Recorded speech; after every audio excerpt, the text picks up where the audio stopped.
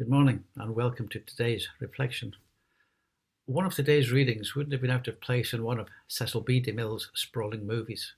Remember his Ten Commandments or King of Kings, the one that gets rolled out every Easter.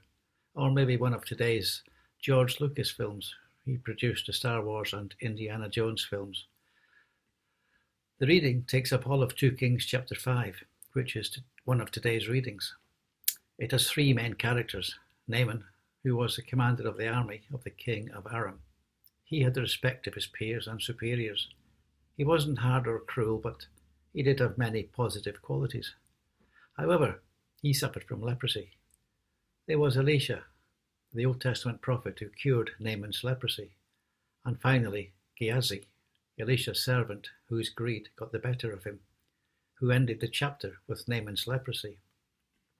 But there was another, a girl who is not named.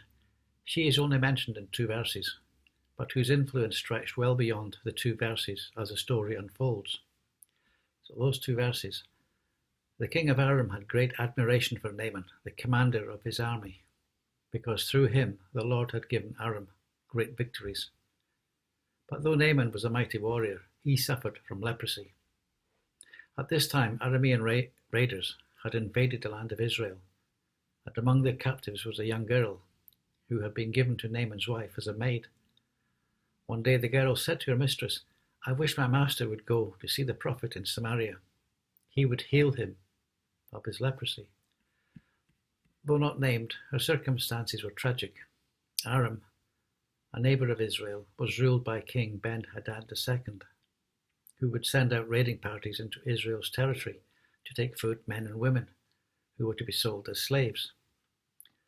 Obviously, this young girl, the Hebrew word here denotes her as a teenage girl, found herself torn from her family, brought by force into a strange place to serve people she didn't know.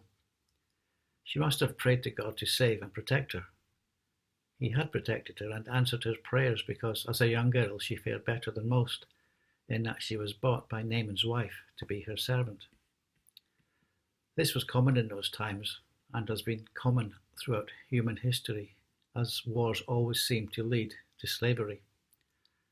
Sadly, it has been estimated today to be around 50 million people worldwide are thought to be enslaved in some way or another.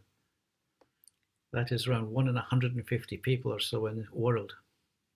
Slavery is fueled by a drive for cheap products and services, with little regard to the people behind them. Although abolished in this country almost 200 years ago, here in the UK, according to the UK government, in 2019, over 10,000 people were estimated to be trapped in slavery. However, the real number, according to experts, the figure is closer to nearer 140,000, more than half estimated to be, similar to our 2 Kings reading, to be women and children.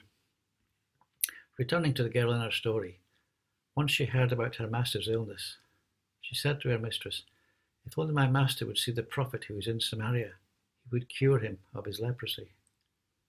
Possibly she had heard about Elisha or had heard about his many miracles, particularly how he had raised from dead the Shunammite widow's son.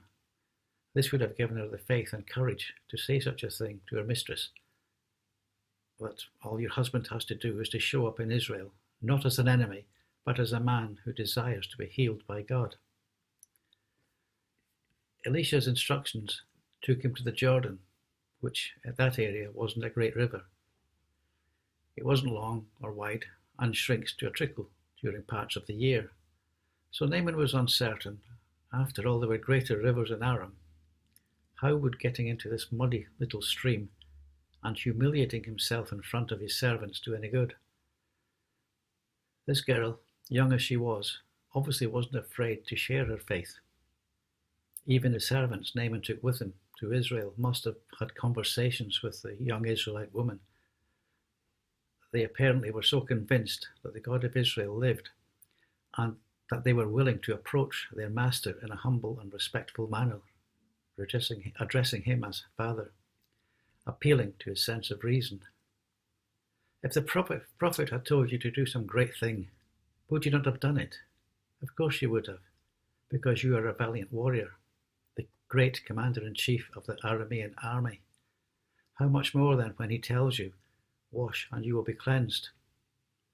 If the end result is your healing, then it's no big deal.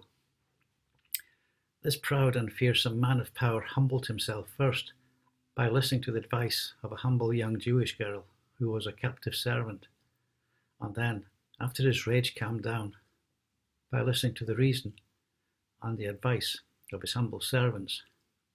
He stripped down before his troops and servants, walked down into the muddy banks of the Jordan, and stood for a moment looking at the muddy water, then at the sores of his leprosy. In a humble moment of faith, when with the words of the man of God of Israel echoing in his ears, in the power of God he slowly walked into the water, stood for a moment, and then began to dip himself once, twice, 3, 4, 5, 6 times, finally 7 times. As he came up for the 7th time, he looked at his body, and to his amazement, his flesh was restored and clean like that as a young boy. So instead of a prayer, let me leave you with this thought. Who do we most identify with in this story? Maybe the servant Gehazi, whose greed coloured what was important in his life. Or maybe Naaman, whose pride and scepticism kept him from seeing the truth about God. Or maybe the young girl who wasn't afraid to talk about her faith. So while you think about that, this coming week, look after yourself, and if you can, keep smiling. Bye for now.